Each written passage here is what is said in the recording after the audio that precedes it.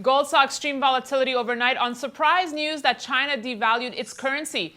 Does this mean gold is regaining its safe haven status? Peter Hug joins us today. Peter, good to see you. Nice to be back. So, Peter, let's start by pulling up that gold chart for this Tuesday. Gold hitting a 3-week high. What's happening here on the metals front? I think this move was set up on Friday with the employment numbers coming out. They were relatively okay at about 215,000 job creation in July, which should have encouraged the bears to hit the market lower. And there was a big buy order that came in and stopped the downward momentum and took gold back up into the 109.5, 109.8 level.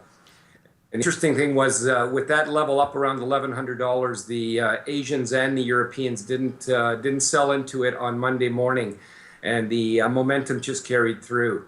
So, Peter, let's get to the big news of the day. China devaluing its currency by 1.9%. What do you make of the move here by the PBOC? Well, I think it was a necessary move, and I think there's more coming from the Chinese. I think they're going to stimulate the economy as much as they can.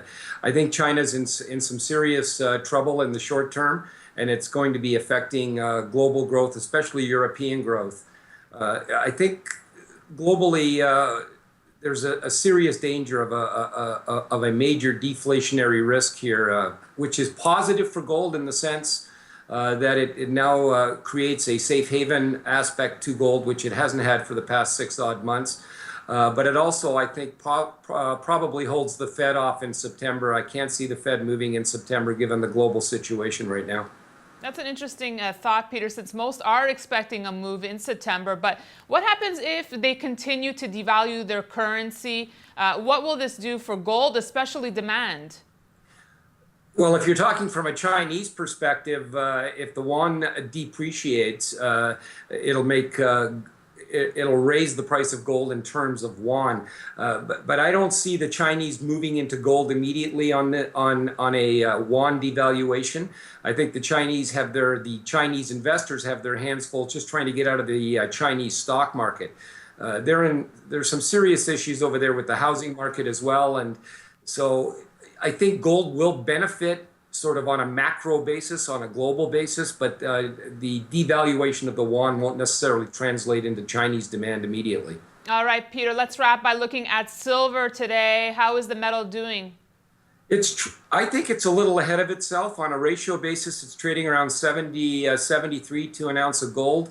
If the deflationary scenario is accurate, in my mind, I think silver should move back maybe to a 75 to 1 ratio. So to put that in perspective, if gold stays at current levels, silver's probably overvalued slightly, maybe 30, 40 cents at current levels. But silver is not going to move here independently to gold because of the, again, deflationary risks. Silver having an industrial metal, a usage component to its price. I think silver lags gold here, but will move in sympathy with gold. And I think, as I mentioned again this morning, as I said Friday, I thought the move is going to be higher before lower. I still think there's some upward movement here in gold, before it starts to level out. Peter, thanks so much for your thoughts today.